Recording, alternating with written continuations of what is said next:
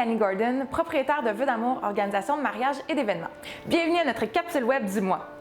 Aujourd'hui, pour notre capsule web, on va venir parler d'invités. Donc, je me fais souvent poser la question, qui inviter à notre mariage, qui avoir de présent et combien d'invités devraient être parmi nous.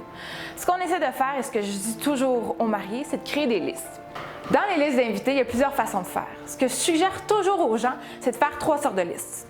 Quand on décide qui qu'on veut inviter à notre mariage, c'est important de savoir en priorité c'est qui qu'on veut avoir et décaler de là. Donc, quand on fait les 3 listes, on fait une liste prioritaire où est-ce qu'on va vraiment avoir toute notre famille immédiate, nos amis proches. C'est important aussi de le faire pour les 2 côtés de la famille parce qu'en bout de ligne, tout le monde va être présent. Seconde liste, on va venir prendre vraiment tout ce qui est famille un peu plus élargie et notre cercle d'amis un peu plus différent. Donc d'y aller avec des amis connaissances ou des amis qui sont proches de nous, mais sans être nécessairement des gens qu'on côtoie tous les jours.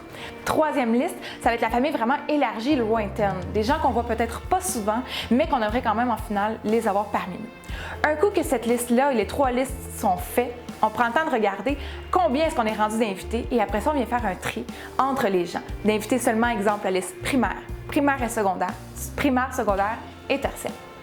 Un coup qu'on a délimité tout ça, on envoie les invitations et on attend les réponses. Si jamais vous avez des questions, vous n'êtes pas certain sur certains points, contactez-nous, ça va nous faire plaisir de vous répondre. Et si vous avez d'autres questions ou des capsules que vous voudriez qu'on fasse, contactez-nous au vœuxdamour@gmail.com. N'oubliez surtout pas de nous suivre sur nos différentes plateformes, notre chaîne YouTube, Facebook, Twitter et Instagram. Merci beaucoup et bonne fin de journée. Saviez-vous que... En fait, on dit souvent que la tradition, c'est de payer pour les invités, mais honnêtement, allez-y avec la façon que vous êtes le plus à l'aise parce que payer pour les invités, c'est ce qui va faire augmenter drastiquement votre budget.